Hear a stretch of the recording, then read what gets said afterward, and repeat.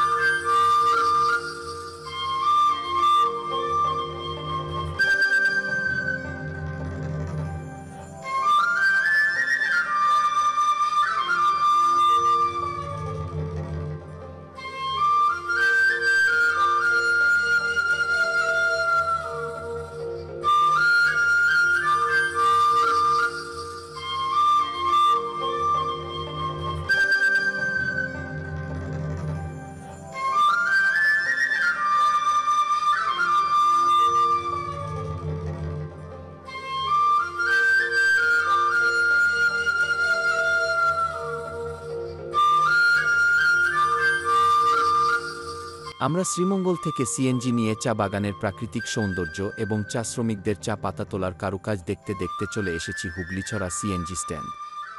সেখান থেকে আমাদের যাত্রা হবে রেমা কালেঙ্গা বন্যপ্রাণী অভয়ারণ্যে। আমরা বাইকে করে যাত্রা করব। আপনি চাইলে বাইসাইকেলে অথবা হেঁটে হেঁটে প্রাকৃতিক সৌন্দর্য উপভোগ করতে করতে যেতে পারবেন রেমা কালেঙ্গা বন্যপ্রাণী অভয়ারণ্যে। আমরা হুগলিছড়া সিএনজি স্ট্যান্ড হয়ে এখন আমরা যাচ্ছি রেমা কালেঙ্গা বন্যপ্রাণী অভয়ারণ্যের দিকে, যেখানে রয়েছে মনোমুগ্ধকর প্রাকৃতিক দৃশ্যসহ ৩৭ প্রজাতির স্তন্যপায়ী, ১৬৭ প্রজাতির পাখি, ৭ প্রজাতির উভচর, ১৮ প্রজাতির সরীসৃপ ও ৬৩৮ প্রজাতির গাছপালালতাগুল্ম।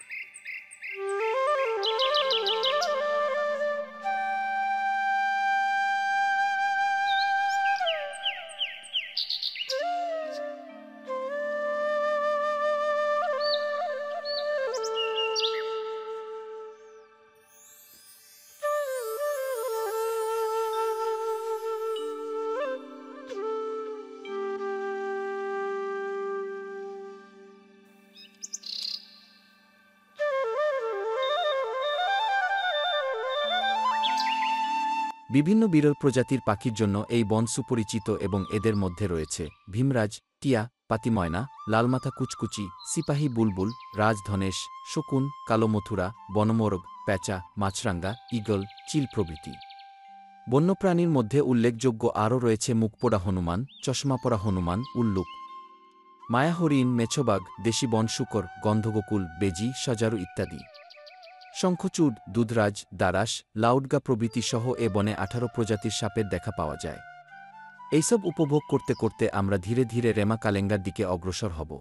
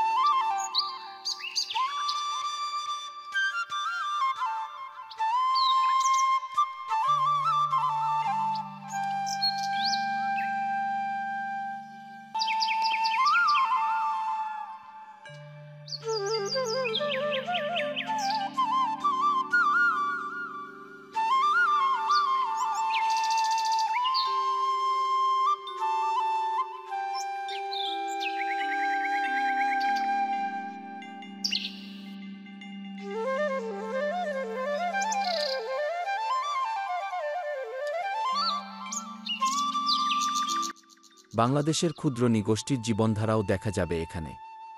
রেমাকালেঙ্গা বনের ভেতরেই আছে 4টি ক্ষুদ্র নৃগোষ্ঠীর বসবাস। ত্রিপুরা সম্প্রদায়ের কয়েকটি পাড়া আছে এ বনের ভেতরেই। এছাড়াও সাঁওতাল, তেলুগু ও হুরং ক্ষুদ্র নৃগোষ্ঠীরও বসবাস আছে।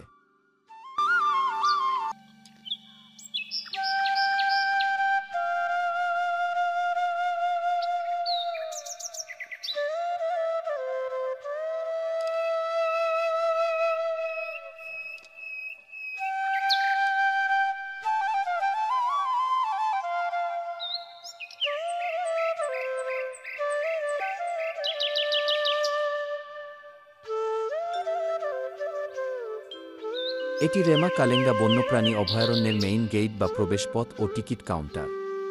এখানে এসে টিকিট ও প্রশিক্ষিত গাইড নিয়ে বনে প্রবেশ করুন এবং উপভোগ করুন রেমা কালেঙ্গা বন্যপ্রাণী অভয়ারণ্যের অপরূপ সৌন্দর্য।